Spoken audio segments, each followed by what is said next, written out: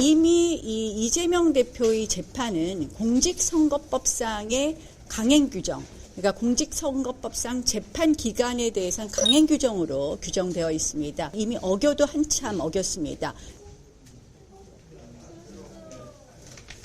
저도 사실은 파기 재판에 대해서 워낙 그동안 대법원에서 하지 않았던 관행이라서 조금은 좀 이것이 쉽겠나 하고 생각을 했습니다. 그러나 이 첫 번째로 여러분들께 말씀드릴 것은 첫 번째로 이미 이 이재명 대표의 재판은 공직선거법상의 강행 규정, 그러니까 공직선거법상 재판 기간에 대해서는 강행 규정으로 규정되어 있습니다. 이 강행 규정을 이미 어겨도 한참 어겼습니다. 633의 원칙으로 적어도 12개월 안에는 재판이 끝나야 된다고 하는 것이 공직선거법상 강행 규정인데 이를 어겼기 때문에 대법원도 대법원 기간이 따로 똑 떨어져서 3개월이 정해져 있으니까 그 3개월 안에만 해야 된다 이런 안이한 생각에서 벗어나서 이미 1년을 초과했기 때문에 가급적 신속하게 재판을 해야 된다. 그리고 신속한 재판을 촉구합니다.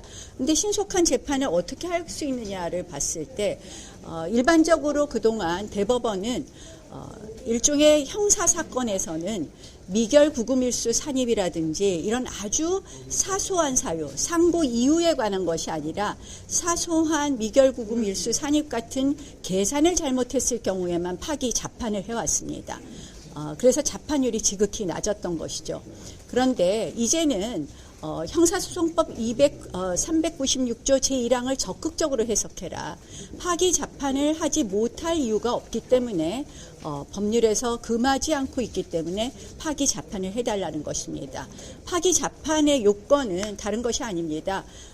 결국 이미 원심 법원과 1심 법원의 증거 조사와 그리고 소송 기록으로 충분히 판결을 할 수 있을 때 이럴 때는 파기 자판할 수 있습니다.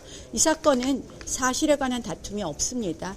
그래서 결국 어떻게 해석하느냐 범죄에 관한 것이기 때문에 당연히 파기 자판할 수 있다. 그럼 이제 두 번째 문제가 있습니다.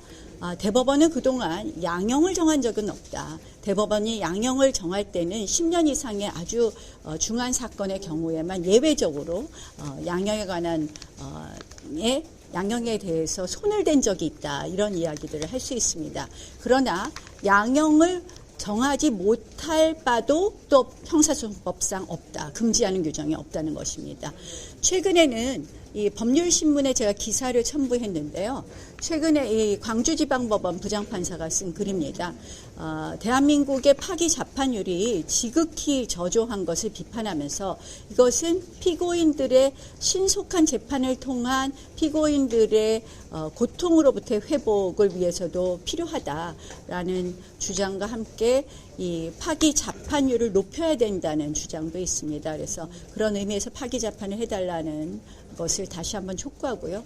그것이 바로 어떻게 보면 이재명 대표가 선거법을 비롯한 본인의 형사사법 리스크 때문에 조기 대선을 끌고 오기 위한 그동안의 수많은 국정 마비를 통한 정치 파괴에서 회복되는 일이라고 생각합니다. 질문 있으실까요?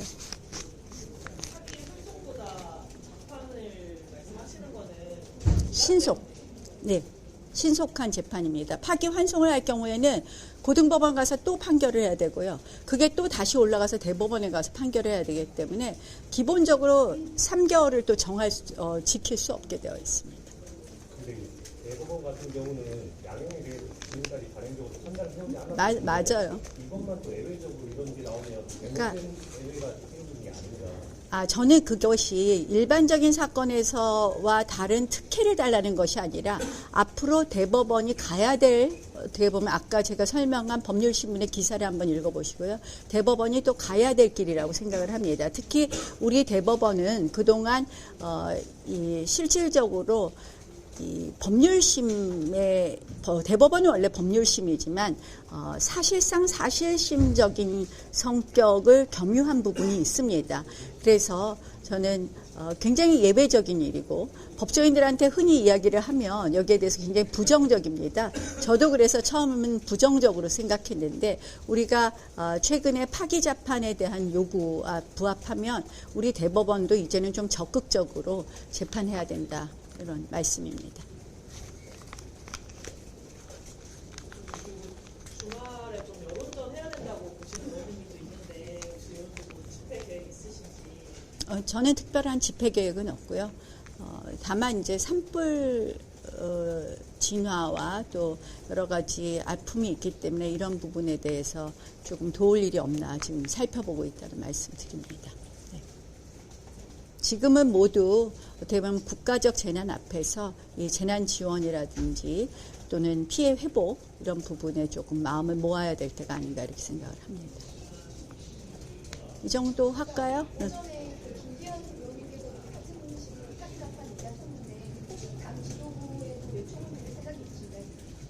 이건 당 지도부에서 말씀하실 건 아니고 우리 정치권에서 여러 가지 요구를 대법원에 표시하는 것이 좋지 않을까 이렇게 생각을 합니다.